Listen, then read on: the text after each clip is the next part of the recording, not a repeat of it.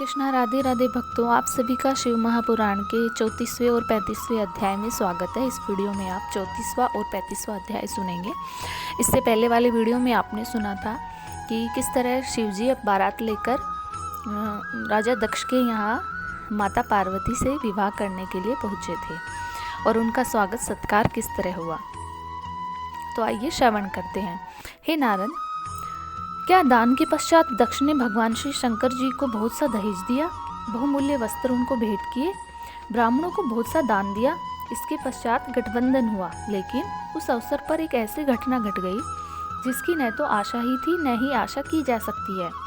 सती की लापरवाही से उनका पैर थोड़ा सा नंगा रह गया और उसको देखकर मैं कामाविष्ट हो गया। मेरे मन में उनका मुख देखने की तीव्र इच्छा उत्पन्न हुई, लेकिन सती माता ने अपना मुख खूब अच्छी तरह से ढक रखा था। मुख कैसे देखा जाए, मैं इस पर विचार करने लगा। क्षण भर में मैंने उपाय खोज लिया और हवन कुंड में एक गीली लकड़ी डाल दी। उस गीली लकड़ी के कारण चारों तरफ धुआं फैल गया, जिसके कारण सभी के नेत्र लाल हो गए।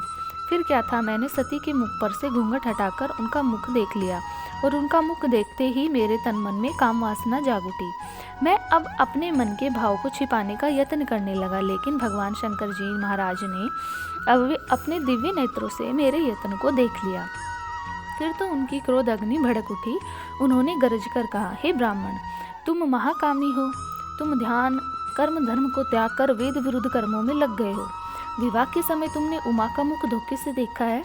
यह पाप तुमने मुझसे छिपाने की चेष्टा की है, लेकिन छिपा नहीं सके। अब तुम मरने के लिए तैयार हो जाओ। ऐसा कहकर भगवान श्री शंकर जी त्रिशूल लेकर मेरी ओर लपके। भगवान श्री शंकर जी महाराज के वचन सुनकर मैं सिहर उठा और शेष सब लोगों का विश्वास हो गया कि अब मैं अवश्य ही मारा जाऊंगा। मेरे मानस पुत्रों ने शोर मचा दिया। सबके सब देवता एक स्वर से श्री शंकर जी की स्तुति करने लगे। भगवान बोले, प्रजापति, इस समय तुम मुझसे कुछ मत कहो। मैं इस दुष्ट को कभी जीवित नहीं छोड़ूंगा, क्योंकि यह धर्म कर्म को त्याग कर भ्रष्ट हो गया है। इस प्रकार के लोग मार डालने के ही योग्य होते हैं। बताओ कि इसने सती की ओर कुदृष्टि से क्यों देखा। मैं अवश्य ही इसका वध करूंगा। भगवान श्री शंकर जी की गर्जना सुनकर समस्त देवमंडल कांप उठा। उस समय भगवान श्री विष्णु ने मेरी सहायता करने को आगे बढ़े। उन्होंने श्री शंकर जी से कहा, प्रभु, आपके द्वारा ही मैं और ब्रह्मा उत्पन्न हुए हैं और आप मुझे अपना सेवक जानकर ब्रह्मा के प्राणों की भिक्षा दीजिए। इस पर दृढ़व्रती शंकर जी ने कहा, विष्णु, तुम्हारा विचार होगा कि शायद ब्रह्मा के मरने से सृष्टि का कार्य रुक जाएगा। नहीं, यह कार्य नहीं रुकने का। यह कार्य मैं स्वयं कर लूँगा और फिर मैं दूसरा ब्रह्मा पैदा कर लूँगा। इतना कहकर श्री शंकर जी महाराज क्रोध में भरकर कांपने लगे। उनकी शरीर अग्नि की भांति दहकने लगा। उनकी यह अवस्था देखकर दक्ष प्रजापति तो मेरे जीवन की ओर से निराश हो गए, लेकिन श्री विष्णु ने तो निराश होना सीखा ही नहीं। उन्होंने झट से आगे बढ़कर मुझे अपने आप को भगवान श्री शंकर जी के चरणों में डाल दिया। भगवान श्री शंकर जी ने यह अनुभव किया कि ब्रह्मा के मरने से सब दुखी हैं, तो उन्होंने प्रसन्न होकर मेरे सर पर हाथ रखा और मुझे नहीं मारा और इस पर चारों ओर से प्रसन्नता की लहर दौड़ गई। मैंने भगवान से हाथ जोड़कर प्रार्थना की कि इस पाप से मुक्त होने का उपाय बताइए, तो उन्होंने कहा, स्त्री सहित तप करो। 35वां अध्याय। हर हर महादेव। श्री ब्रह्मा जी बोले, नारद, जब श्री शंकर जी ने मुझे मारने का विचार त्याग दिया तो सब लोग प्रसन्न हो गए और दक्ष प्रजापति का विशाल भवन शंकर भगवान की जय ध्वनि से गूंज उठा। जब श्री शंकर जी का क्रोध सर्वदा शांत हो गया तो उन्होंने मुझे अभय ध्यान दिया और मैं एक बार फिर उनके चरणों में लेट गया। उन्होंने कहा, जिस समय तुम कामाविष्ट हुए थे, तुम्हारा वीर्यपात हो गया था। उस समय तुम मेरे नेत्रों से आश्रु जलपात हुआ था। उनसे आकाश में प्रलय करने वाले 4 मेघ उत्पन्न होंगे, संवर्ण, आवर्तक, पुष्कर और द्रोण।